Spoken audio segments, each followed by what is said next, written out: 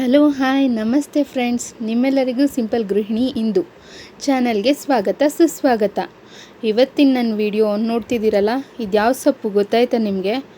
ಕುಪ್ಪೆ ಸೊಪ್ಪು ಅಂತ ಕರೀತಾರೆ ನಮ್ಮ ಕಡೆ.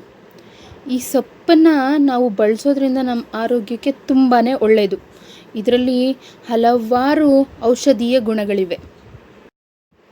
ಈ ಸೊಪ್ಪನ್ನು ನಾವು ಸಾಮಾನ್ಯವಾಗಿ ಏನಕ್ಕೆ ಉಪಯೋಗಿಸ್ತೀವಿ ಅಂತಂದರೆ, ಕೆಮ್ಮು, ಎದೆ ಭಾಗದಲ್ಲಿ ಎದೆಗೂಡಲ್ಲಿ ಕಫ ಕಟ್ಟುತ್ತಲ್ಲ, ಸೊ ಅದಕ್ಕೋಸ್ಕರ ಇದನ್ನು ಉಪಯೋಗಿಸ್ತೀವಿ.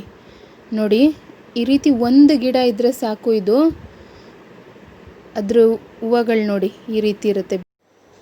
ಈ ಸೊಪ್ಪನ್ನು ನಾವು ಕಷಾಯ ಮಾಡಬೇಕಾದ್ರೆ ಒಂದು 4-5 ಎಲೆ ಕಷಾಯದ ಜೊತೆ ತುಳಸಿ ಎಲ್ಲ ಹಾಕಿ ನಾವು ಕಷಾಯ ಮಾಡ್ತೀವಲ್ಲ, ಅದ್ರ ಜೊತೆ ಈ ಕುಪ್ಪೆ ಸೊಪ್ಪನ್ನೊಂದು 4-5 ಎಲೆ ಸೇರಿಸಿ ಕಷಾಯ ಮಾಡಿ ಕುಡಿದ್ರೆ ಕಫ ಎಲ್ಲ ಕರಗುತ್ತೆ. ಸೊ ಇದು ತುಂಬಾ ಅತ್ಯುತ್ತಮವಾದ ಔಷಧಿ ಕೆಮ್ಮಿಗೆ.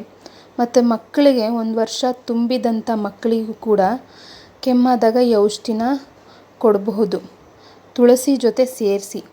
ಅಂದರೆ ಜಾಸ್ತಿ ಎಲೆ ಹಾಕಬಾರ್ದು, ಇದು ಹೀಟ್ ಇರುತ್ತೆ. ಸೊ ಒಂದು 4 ಎಲೆ ಅಷ್ಟೇ ಕುಪ್ಪೆ ಸೊಪ್ಪು, ತುಳಸಿ ಜಾಸ್ತಿ ಇರಬೇಕು. ನೋಡಿ, ಈ ರೀತಿ ಚೆನ್ನಾಗಿ ಕುಟ್ಟಿ 1 ವರ್ಷ ಮೇಲ್ಪಟ್ಟಂಥ ಮಕ್ಕಳಿಗೆ ಈ ಔಷಧಿಯನ್ನು ಕೊಡಬಹುದು. 1 ವರ್ಷದೊಳಗಿನ ಮಕ್ಕಳಿಗೆ ಇದು ತುಂಬಾ ಹೀಟ್ ಇರುತ್ತೆ, ಸೊ ಅದಕ್ಕೆ ಕೊಡಬಾರ್ದು. ಮಕ್ಕಳಿಗೆ ಈ ಔಷಧಿನ ಕೊಟ್ಟಾಗ ಇಲ್ಲ ವಾಮಿಟಲ್ಲಿ ಇಲ್ಲ ಮೋಷನಲ್ಲಿ ಕಫ ಎಲ್ಲ ಬಂದುಬಿಡುತ್ತೆ.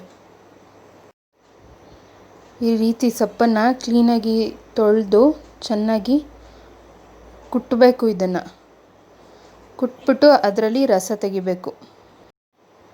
ಏನಾದರೂ ರಸ ಬರ್ತಿಲ್ಲ ಅಂತಂದರೆ 1-2 ಸ್ಪೂನ್ ಆಗುವಷ್ಟು ಡ್ರಿಂಕಿಂಗ್ ವಾಟರ್, ಕುಡಿಯೋ ನೀರನ್ನು ಹಾಕ್ಕೊಂಡು ಚೆನ್ನಾಗಿ ಕುಟ್ಟಿದ್ರೆ ಆ ಎಲೆದು ರಸ ಎಲ್ಲ ಬರುತ್ತೆ. ನೋಡಿ, ಈ ರೀತಿ ಚೆನ್ನಾಗಿ ಕುಟ್ಕೋಬೇಕು. ನಂತರ ಈ ಸೊಪ್ಪನ್ನೆಲ್ಲ ಹಿಂಡಿ, ನಾನಿಲ್ಲಿ ಒಳ್ಳೆ ತೊಗೊಂಡಿದ್ದೀನಿ, ಸ್ಪೂನಿಗೆ ಅಥವಾ ಗ್ಲಾಸ್ಗೆ ಹಾಕಿ ಕುಡಿಬಹುದು. ಮಕ್ಕಳಿಗಾದರೆ, ಚಿಕ್ಕ ಮಕ್ಕಳಿಗಾದರೆ ಒಳ್ಳೆಲಿ ಹಾಕ್ತಾರಲ್ವ, ಸೊ ಅದಕ್ಕೆ ಒಳ್ಳೆಗೆ ಈ ರೀತಿ ರಸನ ಹಿಂಡ್ಕೊಂಡು 1-2 ಸ್ಪೂನ್ ಆದರೆ ಸಾಕು. ಇದು ಔಷಧಿ, ಇದು ಸ್ಟ್ರಾಂಗ್ ಇರುತ್ತೆ, ಹೀಟ್ ಬಾಡಿಗೆ. ಕುಪ್ಪೆ ಸೊಪ್ಪು, ತುಳಸಿ ಕೂಡ ಹೀಟ್. ಸೊ ಆದ್ದರಿಂದ ಸ್ವಲ್ಪ ಪ್ರಮಾಣದಲ್ಲಿ ತಗೋಬೇಕು. ತಗೊಂಡ್ರೆ ಎಂಥ ಕೆಮ್ಮಿದ್ರು, ಎಷ್ಟೇ ಕಫ ಕಟ್ಟಿದ್ರು ಆದಷ್ಟು ಬೇಗ ಗುಣಮುಖರಾಗುವುದು.